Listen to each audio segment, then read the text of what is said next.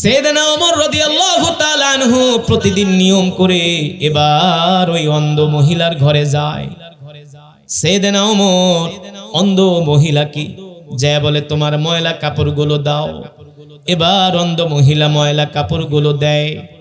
হযরত ওমর রাদিয়াল্লাহু তাআলা আনহু নিজের হাতে অন্ধ মহিলার ময়লা কাপড়গুলো পরিষ্কার করে দেয়।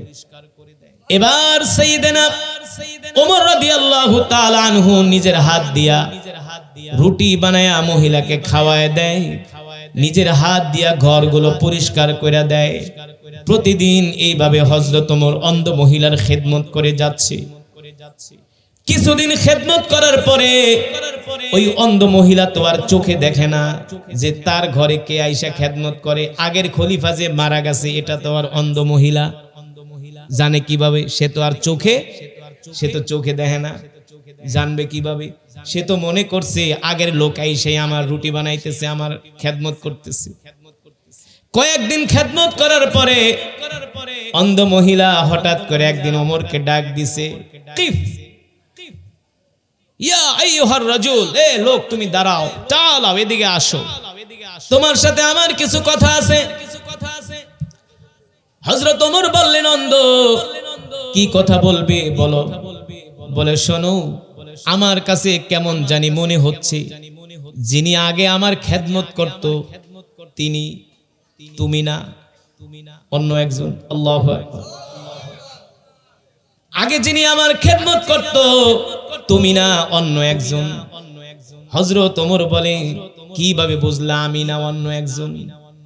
বলে, তোমার কিছু কাজ আমার চোখে ধরা পড়ছে, তোমার একটা ভুল আমার চোখে ধরা পড়ছে। আল্লাহু আকবার।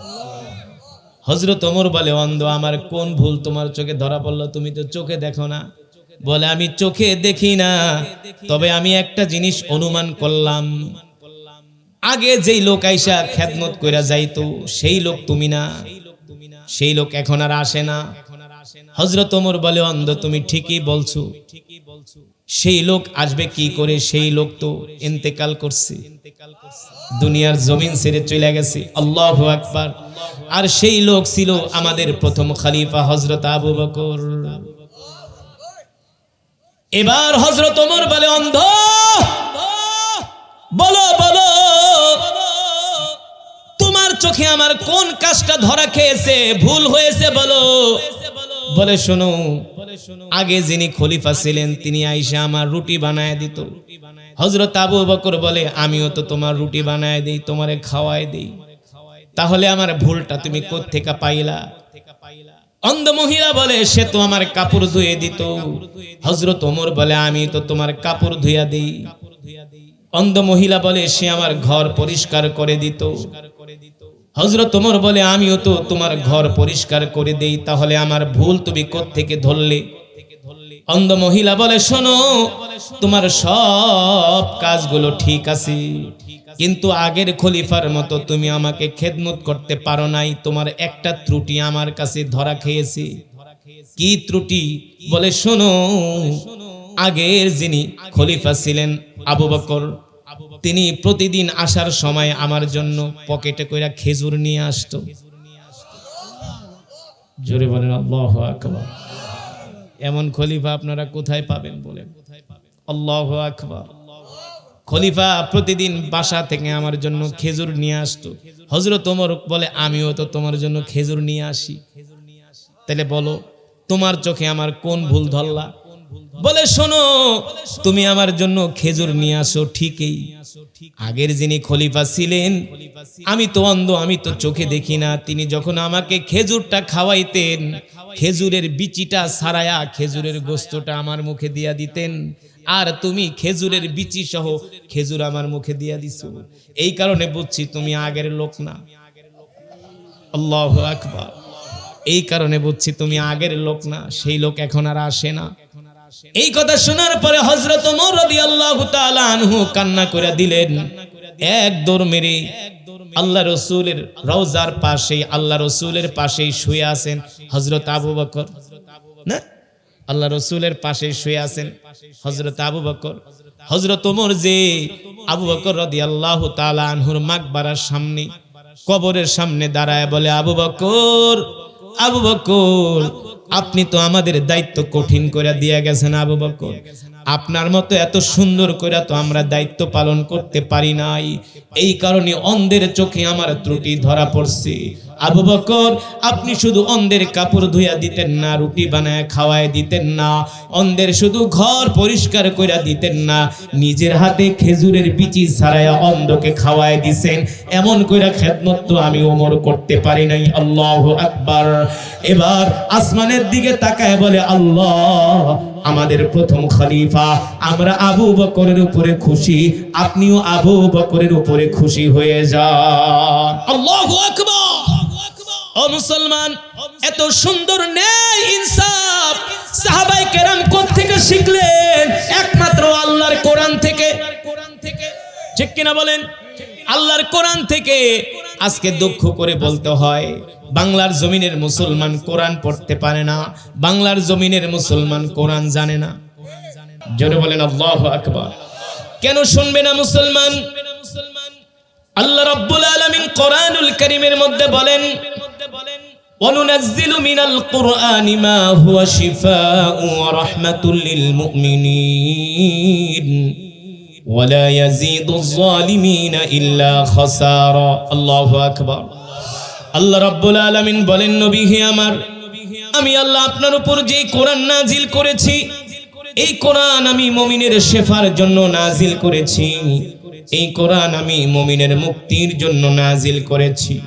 ও মুসলমান, আল্লাহর বান্দারা, আল্লাহ রাব্বুল আলামিন কোরআনুল কারীমের অন্য আয়াতে বলেন, ওয়ালাউ আন্না আহলাল কুরা আমানু ওয়াত্তাকাউ লাফাতাহনা আলাইহিম বারাকাতিম মিনাস সামাই ওয়াল আরদ। আল্লাহ রাব্বুল আলামিন বলেন, নবী হে আমার, দুনিয়ার মানুষদেরকে বলে দেন, আমি আল্লাহ আপনার উপর যে কোরআন নাজিল করেছি, এই দুনিয়ার জমিনে আমার বান্দারা যদি আমার কোরআন মেনে চলে, আমার কোরআনের আইন তারা প্রতিষ্ঠা করে, আমার কোরআন অনুযায়ী যদি তারা তাদের পরিবারকে পরিচালনা করে, তাদের রাষ্ট্রকে পরিচালনা করে, কোরআন দিয়ে যদি সমাজ ব্যবস্থা করে, তাহলে আমি আল্লাহ আসমান থেকে জমিনের মাটি ভেদ করে আমি আল্লাহ আমার বান্দাদের জন্য বরকত বের করে দিব। আল্লাহ তাআলা ওয়াদা দিয়েছেন, তোমরা যদি আমার কোরআন মানো, আমার কোরআন অনুযায়ী চলো, আমি আল্লাহ আসমান থেকে তোমাদের জন্য বরকত ঢেলে দিব, জমিন থেকে আমি আল্লাহ তোমাদের জন্য বরকত ঢেলে দিব। সুবহানাল্লাহ বলেন। এখন আপনাদের কাছে আমার প্রশ্ন, মুসলমান আমরা কি আল্লাহর কোরআন অনুযায়ী চলি? কথা কন। মুসলমানের কাছে তো মিথ্যা কথার ফ্যাক্টরি।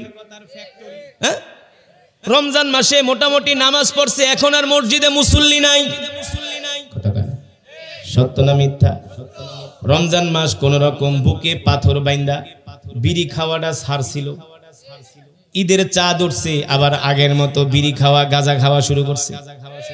একটু আগে আমরা কি জানি বরদৈল একটা জায়গা আছে নাকি, বদৈল, যাই হোক, ওই এত কঠিন শব্দ, বদৈল, ওখানে গাড়িটা থামাইছিলাম, দেখি একটা লোক আল্লাহর কসম বসে বসে দেখি গাঁজা খাইতেছে।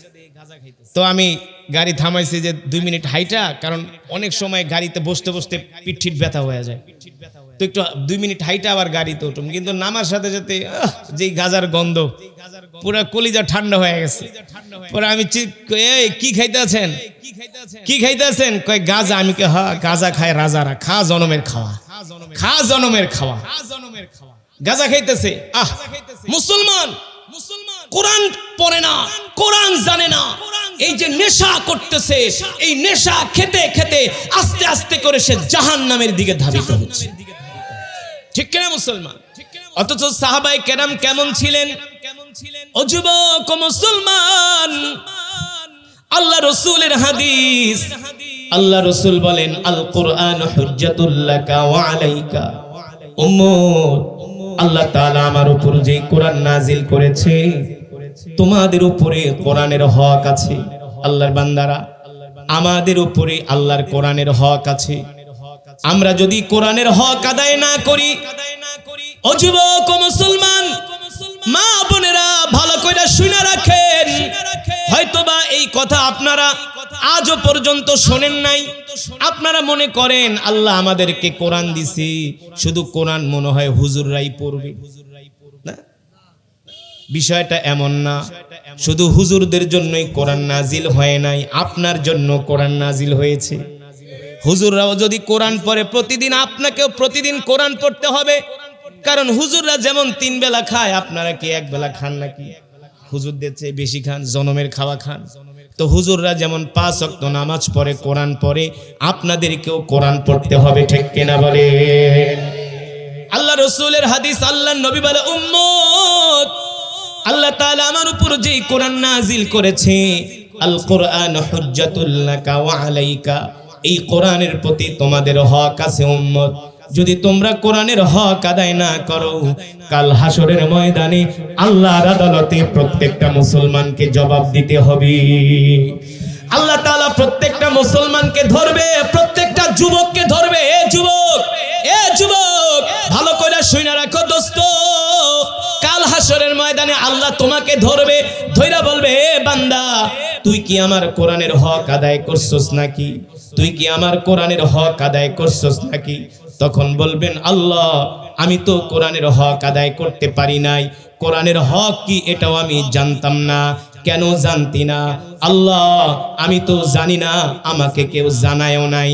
হাসরের ময়দানে এই কথা বলতে পারবেন না, আল্লাহ, আমাদের এলাকায় একজন কোরআনের কারি আসছিল, এই কোরআনের কারি আমাদেরকে শুধু কোরআন তেলাওয়াত শুনিয়ে গেছে, এই কথা বলে নাই আমাদের প্রতি কোরআনের হক আছে।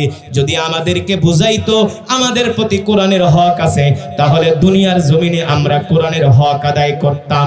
যেহেতু কারি সাহেব বলে নাই, আমাদেরকে কোরআন শোনায় গেছে, আমরাও জানি না। আগে কারি সাহেবকে জাহান্নামে নেন, তারপরে আমাদেরকে নেন। এই কথা যাতে বলতে না পারেন, এই কারণে বইলা গেলাম, আমাদের প্রতি কোরআনের হক আছে, জানার দরকার আছে কি আছে না? কথা কেন? পিছনে যারা আছে তাদের মনে হয় জানার দরকার নাই। আমাদের প্রতি কোরআনের হক হলো 1 নম্বরে, কোরআনের 1 নম্বরে হক হলো কোরআন শিখতে হবে। কেন কোরআন শিখতে হবে? তলাবুল ইলমি ফরিদাতুন আলা কুল্লি মুসলিম, কোরআন শিক্ষা করা প্রত্যেকটা মুসলমানের উপর ফরজ, ঠিক কিনা? এই যে আপনারা কোরআনের মাদ্রাসা নির্মাণ করছেন, প্রতিষ্ঠা করছেন, সভাপতি সাহেব হিসাব দিলেন, বললেন আমি অমুক জায়গা থেকে কালেকশন করি, এই মাদ্রাসায় তো আপনারা দান করেন, এটা আপনাদের অর্থ দিয়েই চলে। এই যে মাদ্রাসায় দান করতেছেন, মাদ্রাসা চালাইতেছেন, এটাও কিন্তু কোরআনের একটা হক আদায় করার মধ্যে পড়ে। কিন্তু টাকা দিয়া মাদ্রাসা চালাইলেন, এখান থেকে হাফেজে কোরআন হইল, তারা কোরআন শিখলো, আপনারা কোরআন শিখলেন না, এতে কিন্তু হবে না। হবে, নিজেদেরও কোরআন শিখতে হবে, ঠিক কিনা বলেন? 3 নম্বরে হলো আল্লাহর জমিনে আল্লাহর কোরআনের রাজ কায়েম করতে হবে। আল্লাহর জমিনে আল্লাহর কোরআনের শাসন প্রতিষ্ঠা করতে হবে। আমেরিকার আইন দিয়া বাংলাদেশের হাইকোর্ট, সুপ্রিম কোর্ট চলতে পারে না। পারে? ব্রিটিশের আইন দিয়া বাংলাদেশের আইন আদালত চলতে পারে না। কারণ মুসলমানদের কাছে যে কোরআন আছে, এই কোরআন হলো পৃথিবীর 250 কোটি মুসলমানের সংবিধান, ঠিক কিনা বলে? এই যে বাংলাদেশে এত চুরি, এত ডাকাতি, এত দুর্নীতি, এত রাহাজানি, এত অন্যায়, এত অপরাধ, আল্লাহর কসম কইরা বলি, বাংলার জমিনে যদি হাতে গোনা কয়েকটা কোরআনের আইন থাকতো, বাংলাদেশ থেকে চুরি, ডাকাতি, দুর্নীতি, রাহাজানি, ইফটিজিং, ধর্ষণ সব বন্ধ হয়ে যেত। বন্ধ হইতো না? বাংলাদেশের এমন কোন অফিস নাই যেখানে ঘুষ ছাড়া কাজ হয়। ভূমি অফিসে যান, দলিল দেওয়ার আগে ঘুষ। নামজারি করতে যান, দলিল দেওয়ার আগে ঘুষ। কারেন্টের বিদ্যুৎ অফিসে যান, মিটার আনার আগে ঘুষ। আমি নিজে পাসপোর্ট করতে গেছি, হুজুর আপনারে তো চিনি, খুব ভালোবাসি। কয়েকজন অফিসার হুজুর আপনারে খুব ভালোবাসি। একটা আছে ফাজিল, যতই ভালোবাসো, আমি কিন্তু ঘুষ ছাড়া হুজুরের পাসপোর্ট আমি সিগনেচার করব না। এক অফিসার যায় কয়, জিব্বা কামড় দিয়ে কয়, তুই ইজ্জত মান সম্মান মারিস না। হুজুরে যদি মাহফিলে যায় তোর নাম কয়, তোর 14 গোষ্ঠী একদম খায়া ফেলাইব। কিন্তু যতই যা করুক, আমি ঘুষ ছাড়া কাম করব না। আহ, এই যে ঘুষ নিচ্ছে, এটার কোনো লিগ্যালিটি নাই। আছে? এটার কোনো লিগ্যালিটি নাই। এই যে পুলিশ ঘুষ ছাড়া চলে না, সরকারি লোক ঘুষ ছাড়া চলে না, কোন জায়গায় ঘুষ ছাড়া চলে না। এটার কারণ কি? আল্লাহর কসম করে বলি, যদি আমরা কোরআন দিয়ে রাষ্ট্র পরিচালনা করতে পারতাম, 1 টাকাও ঘুষ আপনাকে সরকারের অফিসে দিতে হতো না। আপনি তো সব ঘুষখোরগুলোরে বসায় রাখছেন, কেন আপনি ঘুষ দিবেন না? কেন ঘুষ দিবেন না? যদি আমরা কোরআন দিয়া আল্লাহর জমিনে আল্লাহর এই রাষ্ট্র, এই সমাজ যদি আমরা ব্যবস্থা করতে পারতাম, তাহলে মন্ত্রী ছেলে যেমন ফ্যাসিলিটিস পায়, একটা রিকশাওয়ালাও তেমন ফ্যাসিলিটিস পেত। মন্ত্রী ছেলে কোনো অফিসে গেলে অফিসারেরা স্যার কইতে কইতে মুখের ফেনা বাইর করে ফেলে, আর একটা গরিব রিকশাওয়ালা একটা সরকারি কাজে লেগে গেলে ওরে 3 ঘন্টা দাঁড় করায় রাখে। কথা কন সঠিক নাকি বেঠিক? ইনসাফ নাই, বেইনসাফ, বৈষম্য, মানুষের অধিকার আদায় করে না। এই জন্য আমাদের দোষ। আমরা যদি আল্লাহর কোরআন দিয়ে রাষ্ট্র পরিচালনা করতাম, একটা তরকারিওয়ালা, একটা দিন মজুর যতটুকুন ফ্যাসিলিটিস একটা মন্ত্রীর ছেলে, এমপি ছেলেকে দেওয়া হয়, একটা দিন মজুরকেও ততটুকুন ফ্যাসিলিটিস দিতে বাধ্য। ঠিক কিনা? আল্লাহ রাসূল সাল্লাল্লাহু আলাইহি সাল্লাম কোরআন দিয়া মদিনার রাষ্ট্র পরিচালনা করেছিলেন। আল্লাহ রাসূলের জামানায়, 4 খলিফার জামানায় মদিনায় কোনোদিন কোনো মানুষ না খায়া রাত্রবেলা ঘুমায় নাই। ঘুমাইছে? আল্লাহ রাসূল নিজে যায় মদিনার ঘরে ঘরে খাবার পৌঁছে দিয়েছেন। সাইয়েদনা আবু বকর নিজে যায় মদিনার ঘরে ঘরে খাবার পৌঁছে দিয়েছেন।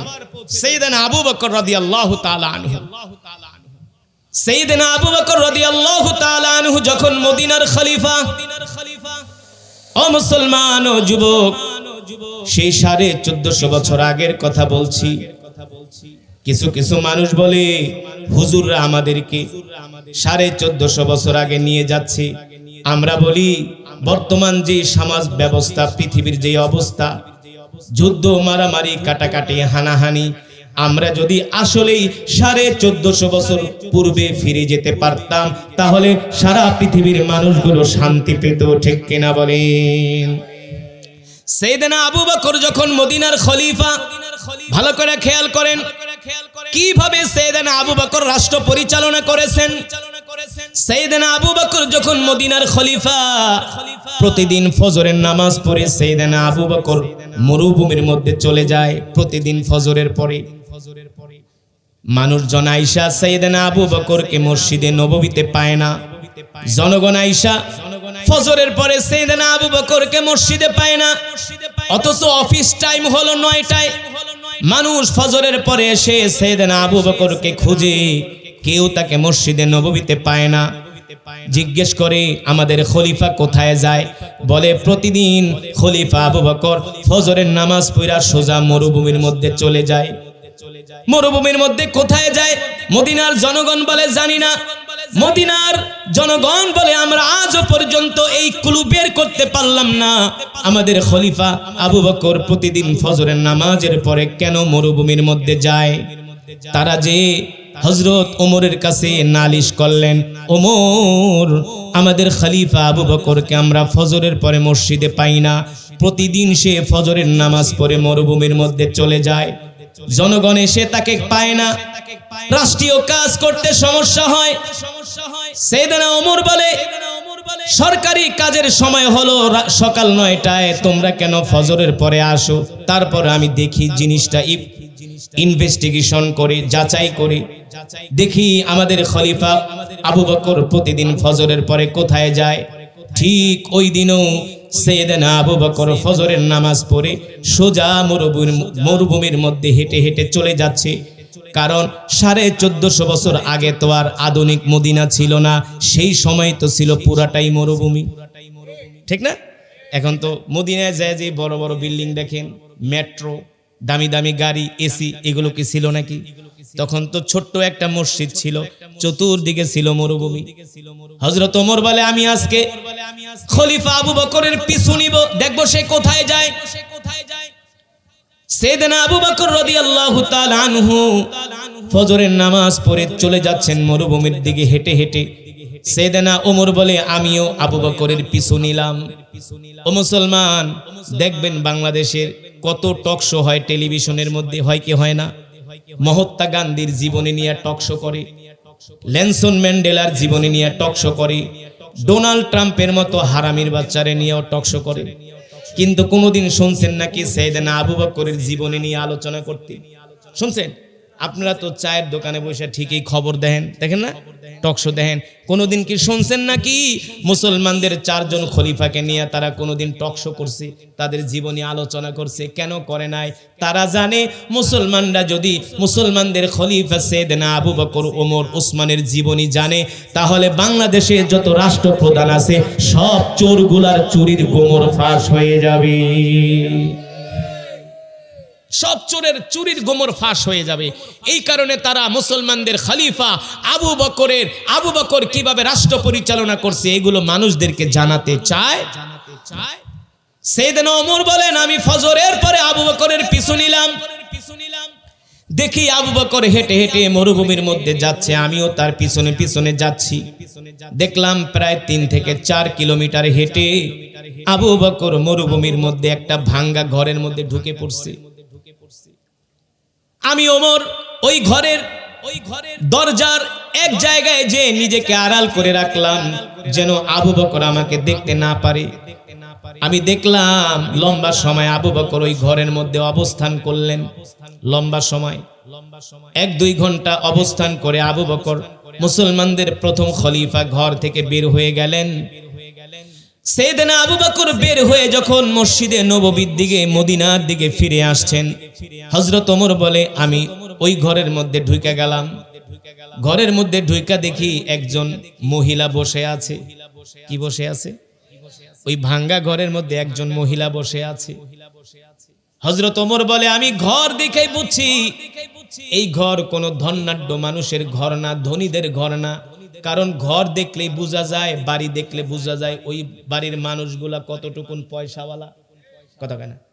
যাদের পয়সা পাতি আছে তাদের ঘর বাড়ি বিল্ডিং থাকে, ঘরের দালান থাকে পাকা, ঠিক না? ঘরগুলো থাকে টিপটপ, বাথরুমগুলো সুন্দর, ঘরের দরজা জানালা সুন্দর। ঘরের ফিটিং দেখলেই বোঝা যায় যে এই লোকটা ধনী মানুষ, পয়সা আছে। হযরত ওমর বলে, আমি ওই মরুভূমির মধ্যে ভাঙ্গা ঘর দেখা বুঝতে পারলাম এই ঘরের মানুষগুলো হলো একেবারে নেহায়াত গরিব। হুয়া ফাকিরুন জিদ্দান, তারা একেবারে নেহায়াত গরিব। সাইয়েদনা ওমর বলে, আমি ওই ঘরের মধ্যে ঢুইকা যখন একজন মহিলাকে দেখতে পেলাম আমি অবাক হয়ে গেলাম। এই ঘরের ভিতরে খলিফা আবু বকর কেন প্রতিদিন সকালবেলা আসে? কারণটা কি? কারণ মরুভূমির মধ্যে একটা ঘর, একজন মহিলা, প্রতিদিন সাইয়েদনা আবু বকর খলিফা আসে, তাহলে কারণটা কি? হযরত ওমর বলে, আমি কিছুক্ষণ ঘরে তাকায়া এদিক সেদিক দেখতে লাগলাম। দেখলাম ঘরের দরজাগুলো ভাঙা, জানালাগুলো ভাঙা। ওই ঘরের মানুষ এতটাই গরিব, ঘরের আসবাবপত্র দেখেই বোঝা যাচ্ছে। সাইয়েদনা ওমর বলে, এ বোন, এই ঘরের মালিক কি তুমি? বলে, হ্যাঁ, এই ঘরের মালিক আমি। যদি তুমি ঘরের মালিক হও, প্রতিদিন তোমার ঘরে সকালবেলা একজন লোক আসে। ওই মহিলা বলে, বাবারে, আমার ঘরে প্রতিদিন সকালে কে আসে না আসে আমি তো জানি না। হযরত ওমর বলে, কেন জানো না? বলে, আমি তো অন্ধ, আমার তো 2 চোখ নাই। আল্লাহু আকবার। আমি তো অন্ধ, আমার তো 2 চোখ নাই, আমি মাজুর, আমি হাঁটতে পারি না, চলতেও পারি না। তবে আমার ঘরে প্রতিদিন একজন লোক আসে, প্রতিদিন মাসের পর মাস, বছরের পর বছর আমার ঘরে আসে। হযরত ওমর প্রশ্ন করলেন, অন্ধ, বলো তোমার ঘরে যে প্রতিদিন যেই লোকটা আসে, এই লোকটা আইসা তোমার ঘরে কি করে? অন্ধ মহিলা বললেন, বাবারে, আমার ঘরে প্রতিদিন যেই লোক আসে ওই লোককে তো আমি চিনি না, আমি তো চোখে দেখি না, তার চেহারাও কেমন আমি জানি না। তবে লোকটা প্রতিদিন ফজরের পরে আমার ঘরে আইসা তার নিজের হাত দিয়ে আমার থালা বাসনগুলো ধুইয়া দেয়। একজনে আল্লাহু আকবার কইলেন। সাবেক প্রধানমন্ত্রী খালেদা জিয়া, শেখ হাসিনা আইসা মনে আপনাকে হাড়ি পাতিল ধুইয়া গেছে, আপনাকে পাশার ভিতরে লাথি মারছে মিয়া। কথা কয় না?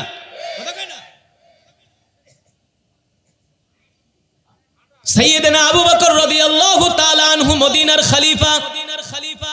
হযরত ওমর বলে, অন্ধ, ওই লোক আইসা আর কি করে তোমার ঘরে? বলে ওই লোক এসে আমার কাপড়গুলো নিজের হাতে ধুইয়া দেয়, ময়লা কাপড়গুলো। যাওয়ার সময় বলা যায়, অন্ধ তুমি তোমার ময়লা কাপড়গুলো এখানে জমায় রাখবা, আমি আইসা ধুয়ে দিব। সুবহানাল্লাহ। সাইয়েদনা ওমর বলেন, অন্ধ ওই লোক আইসা তোমার ঘরে আর কি করে? বলে ওই লোক নিজের হাত দিয়া রুটি বানায় আমাকে খাওয়ায় দেয়। কতদিন? বলে বছরের পর বছর। জ্বর হোক, বৃষ্টি হোক, কোনোদিন শীত পড়ুক, ঠান্ডা পড়ুক, কোনোদিন আশা মিস নাই। প্রতিদিন এভরিডে আমার বাড়িতে আইসা সে আমার ঘরের কাজগুলো করে। আমার ঘরের কাজগুলো শুধু করে না, আমার ঘর পর্যন্ত ঝাড়ু দিয়া যায়। আল্লাহু আকবার। এই কথা শোনার পরে হযরত ওমরের চোখ দিয়া জর জর কইরা পানি পড়তেছে। আল্লাহু আকবার, জোরে বলেন আল্লাহু আকবার। এই দৃশ্য দেখা, এই কথা শোনার পরে হযরত ওমর আর সইতে পারলেন না। তিনি দৌড়ায়া আল্লাহ রাসূলের রওজার কাছে চলে গেলেন। আল্লাহ রাসূলের রওজার পাশে দাঁড়ায় বলে, ওগো আল্লাহর হাবিব, ওগো আল্লাহর হাবিব, আবু বকর তো আমাদের দায়িত্বটা কঠিন কইরা দিয়া গেছে। আবু বকর নিজের হাত দিয়া রুটি বানায় অন্ধকে খাওয়ায় দেয়, নিজের হাত দিয়া অন্ধর কাপড়গুলো ধুইয়া দেয়, নিজের হাত দিয়া অন্ধের ঘর পরিষ্কার কইরা দেয়। এমন ভাবে তো আমরা আবু বকরের মতো দায়িত্ব পালন করতে পারবো না। এইভাবে করে হযরত ওমর আল্লাহ রাসূলের রওজার পাশে দাঁড়ায়া কান্না করতেছে আর বলে, ওগো আল্লাহ রাসূল, আপনি সাক্ষী, আমরা আবু বকরের মতো একজন খলিফা পায়া আমরা খুশি। আমরা দোয়া করি আবু বকরের উপরে আল্লাহর রহমত নাজিল হোক। বলি আল্লাহু আকবার। হযরত ওমর আবু বকরের জন্য দোয়া করতেছেন।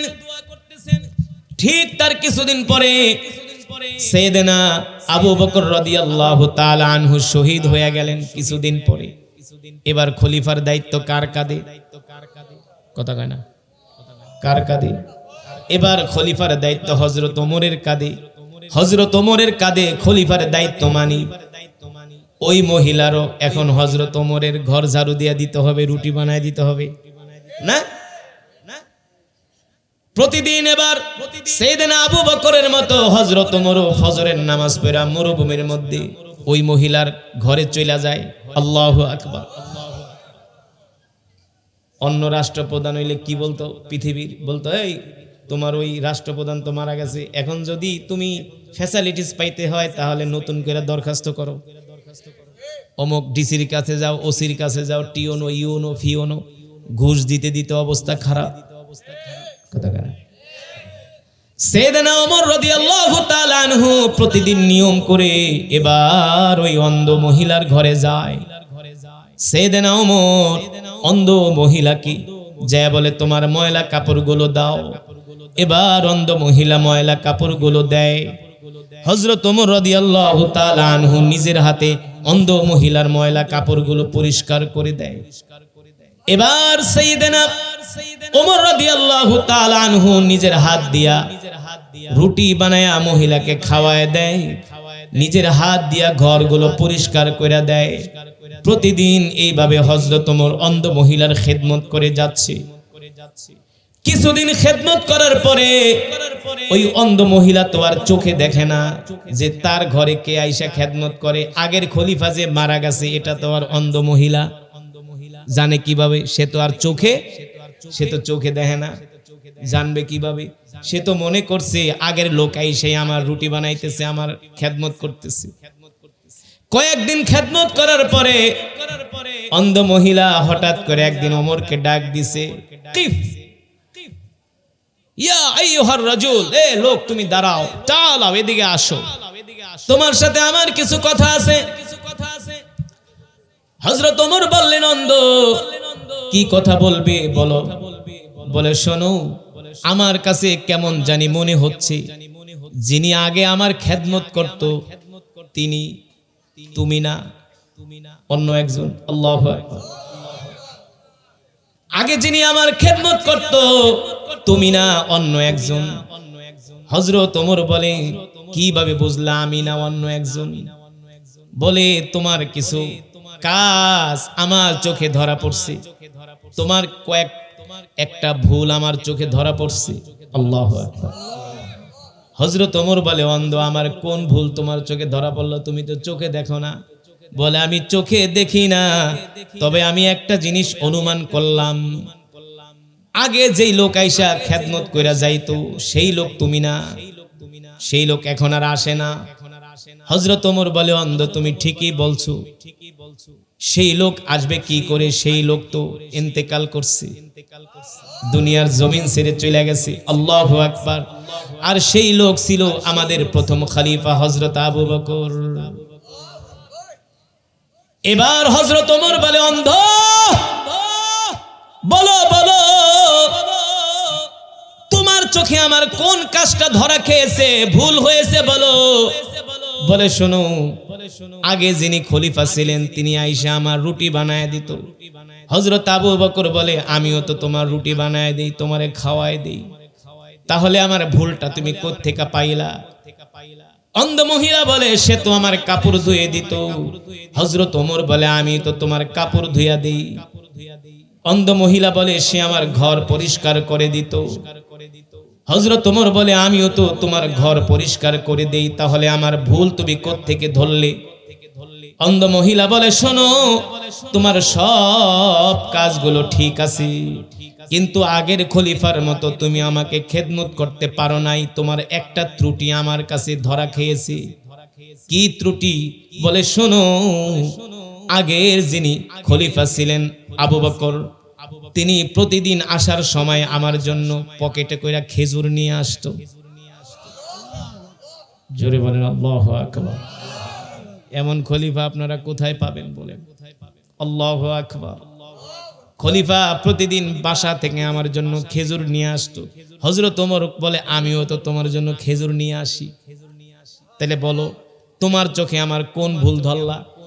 বলে, শোনো, তুমি আমার জন্য খেজুর নিয়ে আসো ঠিকই, আগের যিনি খলিফা ছিলেন, আমি তো অন্ধ, আমি তো চোখে দেখি না, তিনি যখন আমাকে খেজুরটা খাওয়াইতেন, খেজুরের বিচিটা ছাড়ায়া খেজুরের গোস্তটা আমার মুখে দিয়া দিতেন, আর তুমি খেজুরের বিচি সহ খেজুর আমার মুখে দিয়া দিছো, এই কারণে বুঝছি তুমি আগের লোক না। আল্লাহু আকবার। এই কারণে বুঝছি তুমি আগের লোক না, সেই লোক এখন আর আসে না। এই কথা শোনার পরে হযরত ওমর রাদিয়াল্লাহু তাআলা আনহু কান্না করে দিলেন।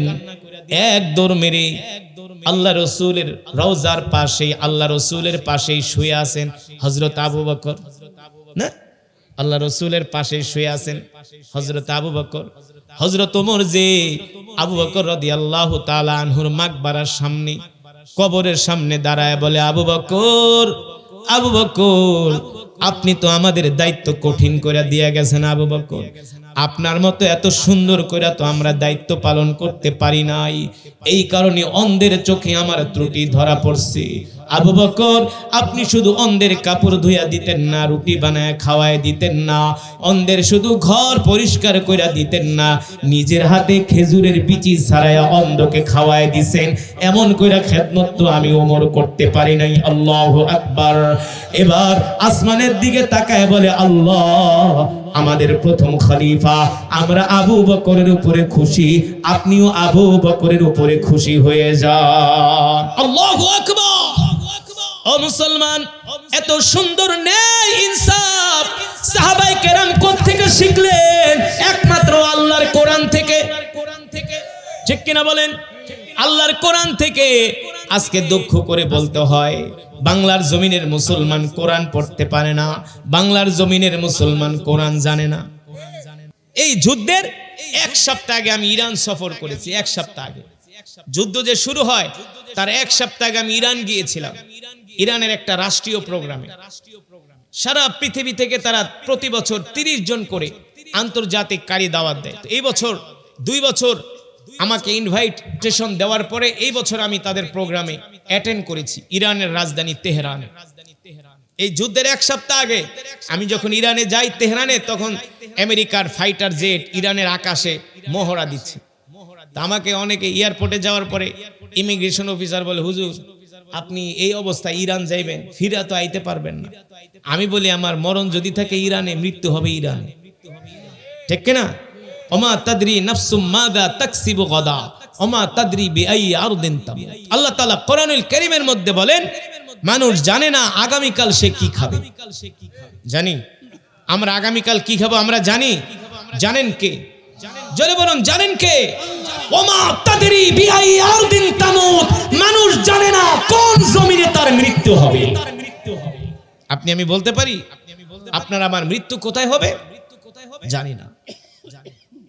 আপনার ইচ্ছা আপনি আপনার বাপ দাদার ভিটায় মরবেন না, আপনি সৌদি আরবে গেছেন, সেখানে আপনার মৃত্যু হয়েছে, ঠিক কিনা? তো আমি ইমিগ্রেশন অফিসারকে বললাম, মিয়া যাইতে দিবেন না, কারণ কি? আমি তো কোরআনের দাওয়াত নিয়ে যাব, সে দেশের রাষ্ট্রীয় প্রোগ্রামে আমি কোরআন পড়ব। বলে হুজুর সেই দেশে যুদ্ধ। আমি কি যুদ্ধ টুদ্ধ বুঝি না, আপনি আমার পাসপোর্টে সিল মারেন, আমি ইরানে যাব। তো বাংলাদেশের ফ্লাইটে দুবাই নামলাম, দুবাই থেকে আর এক ফ্লাইট তেহরানে যাব। তো দুবাই যাওয়ার পর হুজুর ওই দেশের কিছু দুবাইতে বাংলাদেশি প্রবাসীরা আছে, দুবাই এয়ারপোর্টে ওরা চাকরি করে, কাজ টাজ করে। আইসা আমাকে চিনছে, হুজুর দুবাইয়ের ফ্লাইট তো বন্ধ, আপনি কিভাবে দুবাই যাবেন? তো ওরা আমাকে বললো, হুজুর চিন্তা করে না, দেখি। পরে সকাল 6টা বাজে অ্যানাউন্স হচ্ছে যে তেহরানের ফ্লাইট সকাল 9টায় ছাড়া হবে। তো তেহরানের বিমানবন্দর ইমিগ্রেশন যেখানে, সেখানে গেলাম, ফ্লাইটে উঠলাম। ইরানের রাজধানী তেহরানে ইমাম খামেনি ইন্টারন্যাশনাল এয়ারপোর্টে নামলাম। নামার পরে কি আর বলবো, এমন শীত, এমন ঠান্ডা, পাড়া দিলে 5 ইঞ্চি বরফে পা গেড়ে যায়, জুতা গেড়ে যায়, এত ঠান্ডা। আমাকে যে গাড়ি নিয়ে আসছে রিসিভ করার জন্য, ওই গাড়ির দরজা দেখি বরফে ঢেকে গেছে, লোহা দিয়া পিটিয়ে পিটিয়ে বরফ ভেঙে তারপরে ওই গাড়ির দরজা খুলছে। গাড়িতে ঢোকার পরে মনে হয় আমি যে ডিপ ফ্রিজের ভিতরে আছি, মনে হয় ডিপ ফ্রিজের ভিতরে ঢুকাইছি। পরে আমি বলি, আমি তো ঠান্ডায় আর পারতেছি না। হুজুর বরফ হিটার দিচ্ছি। হিটার দিল, 5 মিনিটে পুরা গাড়ি একদম গরম হয়ে গেছে, আমিও পুরা গরম হয়ে গেছি, শরীর হিট। গেলাম তেহরানে, তো দেখলাম তেহরানের চতুর্পাশে বরফ আর বরফ, এত বরফ, 0 ডিগ্রি সেলসিয়াস। তোরা আমাকে নিয়ে একটা 5 স্টার হোটেলে উঠাইলো। ওরা আমার 20 মিনিট তেলাওয়াত শোনার জন্য, কয় মিনিট? অনলি 20 মিনিট তেলাওয়াত শোনার জন্য আমার পিছনে ওরা $5,500 খরচ করছে। কয় হাজার ডলার? সামথিং $5,500, বাংলা টাকা প্রায় 6 লক্ষ টাকার উপরে, 6 লক্ষ টাকার উপরে। অনলি তেলাওয়াত শোনার জন্য মাত্র কয় মিনিট? 20 মিনিট। কথাগুলো কেন বলছি সামনে বুঝবেন, শোনেন। তোরা আমাকে যখন হোটেলে নিল, দেখি বরফ পড়তেছে। আমি বললাম, মিয়া এই শীতের ভিতরে বরফের ভিতরে কি মানুষকে কোরআন শুনতে আসবো নাকি? সেখানে এক বাঙালি আছে, তেহরান রেডিওতে চাকরি করে। সে বলে, হযরত আপনি ইরানিদের অবস্থা জানেন না, তারা কোরআনের জন্য পাগল। পরে এক ইরানিরা বললাম, মিয়া এই শীতের ভিতরে লোক জানাইবো নাকি? তুমি আয়সা দেখো। তো 11টার দিকে আমাকে প্রোগ্রামের জায়গায় নিয়ে গেল। বিশ্বাস করেন পুরা রাস্তার চতুর্পাশে গাছগুলো বরফে ঢেকে গেছে, এত বরফ, মানে কি আর বলবো। প্রোগ্রামে যাওয়ার পরে দেখি পুরা বরফে, পুরা প্রোগ্রামের আশেপাশে। ওরা তো আমাদের মতো এমন খালি জায়গা না, ওরা ওদের প্রোগ্রামের জন্য আলাদা স্পেস আছে, সেখানে ওরা আবার হিটার দেয়, হিটার, কারণ বরফ না, অনেক ঠান্ডা। তো ওই বরফ দেখে আমি মনে মনে ভাবলাম যে বরফের ভিতরে তোমরা কোরআন শুনতে আইছো, এই বরফ যদি বাংলাদেশে পড়তো তাহলে একটাও ফজরের নামাজ পড়তো। এই আপনাদের উত্তরবঙ্গে কিন্তু ঢাকার চেয়ে শীত বেশি পড়ে, ঠিক না? আমি 1 বছর শুধু প্রোগ্রামে আসছিলাম রংপুর, তারপরে ওরে বাবারে যে শীত, এক শীতে আমি আর 5 বছর এই উত্তরাঞ্চলে ঢুকি না শীতের দিনে। আমার ঢাকাতেই প্রোগ্রামের অভাব নাই, ডেলি 3টা-4টা প্রোগ্রাম করি, এটি বাংলাদেশের সবাই জানে, আপনারা যারা অনলাইনে দেখেন। তো আজকের মাহফিলে অনেক কষ্ট করে আসছি, অনেক কষ্ট, এটা বলার অপেক্ষা রাখেন। আমাকে দাওয়াত দিছে কয় নওগাঁর আশেপাশে, এখন আইসা দেখি 60 কিলোমিটার দিছো, বাস ভালো হয়েছে। কইছে নওগাঁর আশেপাশে 10 কিলো, লয়ে আইছে 60 কিলো। আচ্ছা যাই হোক, আমি কষ্ট করে আসছি, আপনারা খুশি তো? আসলেই খুশি? বলি আলহামদুলিল্লাহ। বয়ান কি শেষ করে দিব? আর অল্প সময় হবে, আমরা একসাথে মোনাজাত দিয়ে যাব, কেউ উঠাউঠি করবেন না, বসেন।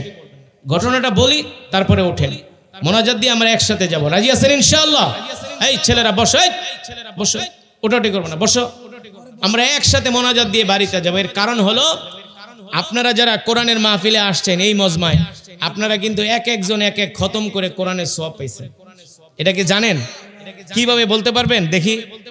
দেখি পারেন কিনা। মাশাআল্লাহ, কে কইছে উত্তরাঞ্চলের মানুষ সহজ সরল সব বুঝে? মাশাআল্লাহ। সূরা ইখলাস কয়বার পড়েছি? জোরে বলেন কয়বার? তিরমিজির বর্ণনায় আসছে, সাহাবী আবু সাঈদ আল খুদরি রাদিয়াল্লাহু তাআলা আনহু থেকে হাদিসটি বর্ণিত।